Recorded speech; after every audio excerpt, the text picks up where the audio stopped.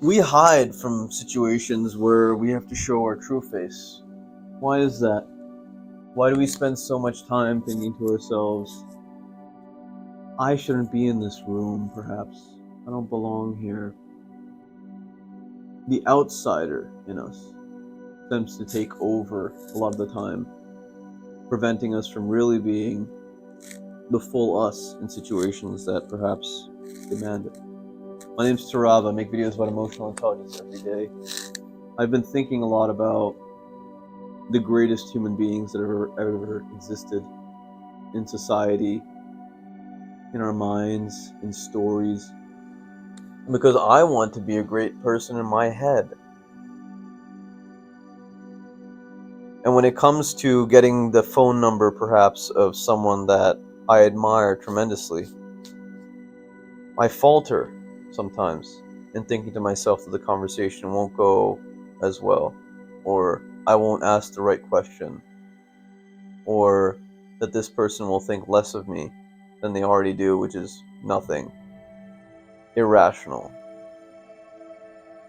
Illogical, especially if we have enough self-worth to know that we are actually in the pursuit of our own greatness, our imagination of what it means to be great. The best version of Tarab, the best version of you. So when it comes to things like, oh, the list of top 100 in the world of X, top 100X in the world,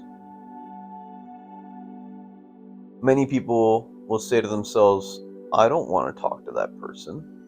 Many people will not pursue the opportunity to perhaps make it to that list, out of fear, perhaps, of the person they have to become to earn being on that list.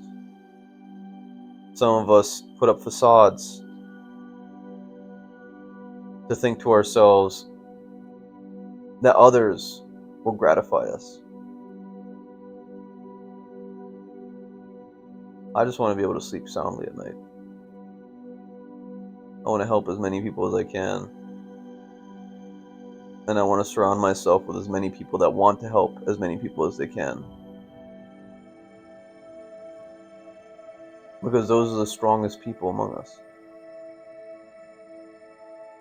Those are the people that can sit by and watch foolish people go about their lives, perhaps disrupting peace and calm without lifting a finger, or without perhaps aiming their emotions at them or wasting their time. People that don't trifle as much. People that make the real leaps in society.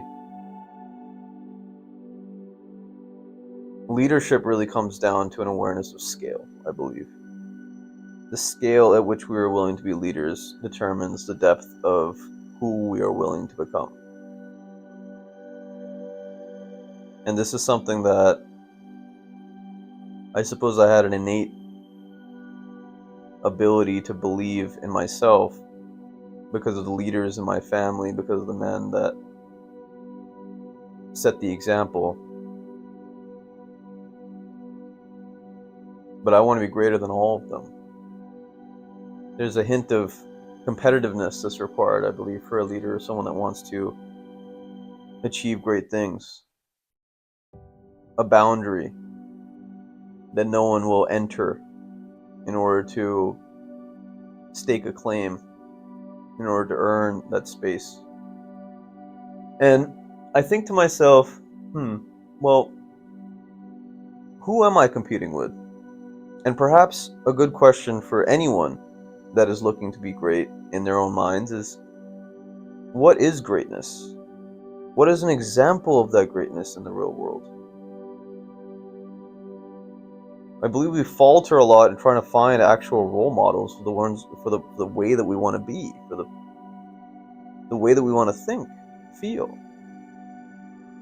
And it's at such a detriment, because why not have a physical embodiment,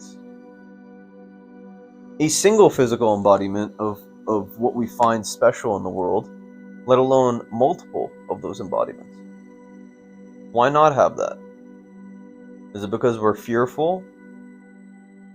That perhaps we'll see something in the mirror we don't like. I'd say that's a part of it. Distracted, sure. But we can always turn it off.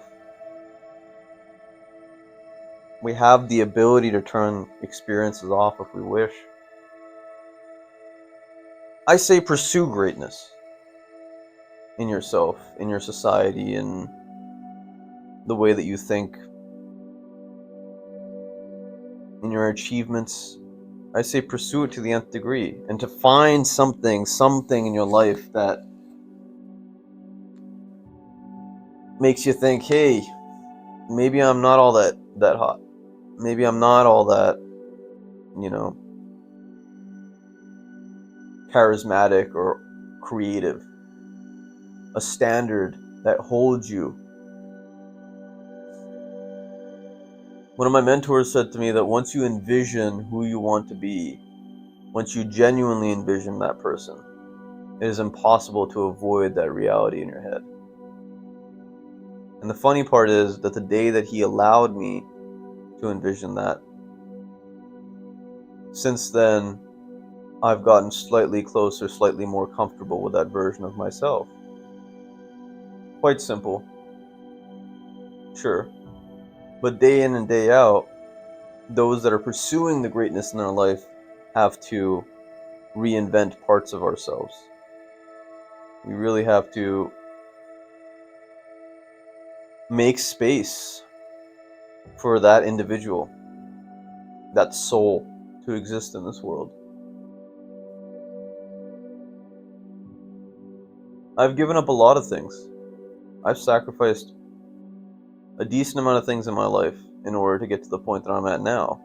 And I fully expect to sacrifice a lot more, but it doesn't feel like a sacrifice because I'm actually genuinely enjoying myself, perhaps more than I did. I'm enjoying myself in different ways than I ever have. Not more necessarily, but in different ways. And I think that novelty is what makes life fun. Because to run around as a kid and to be genuinely joyful and innocent and emotional, there's no comparison to the depth of emotion, besides the pursuit of greatness, which has that depth of emotion because of the exact opposite. That depth of emotion being the intended purpose. It's perhaps the ultimate contrast in life, the one that widens the view of things the most. Can you get to the point where you can lose control altogether? And on the other end of the spectrum, can you get to a point where you control everything? I believe if you are looking for the depth of your own soul, it may be worthwhile investigating both aspects of yourself. And seeing that perhaps along the spectrum, either way that you go, the depth of emotion mirrors. The depth of excitement, novelty, magical situations in life are mirrored. I remember sitting out in the rain recently and looking at the clouds, and I've watched the rain thousands of times in my life. And for some reason, as I watched the rain, it was more beautiful than many of the other times in my life. Not because of the beautiful weather, in terms of the temperature, not because of the interesting scene that was unfolding in front of me, the colors, but merely because I was focusing and thinking about something different than I ever perhaps had in my life. That's what made that scene special. Seek that novelty in your greatness. For what other reason is there to aspire to be great than to want to get more out of life? Food for thought. If you have a second, check out this video and click that like button. It helps out a lot. Subscribe. And as always, actualize your potential catalyst. This world really does need you. Take care.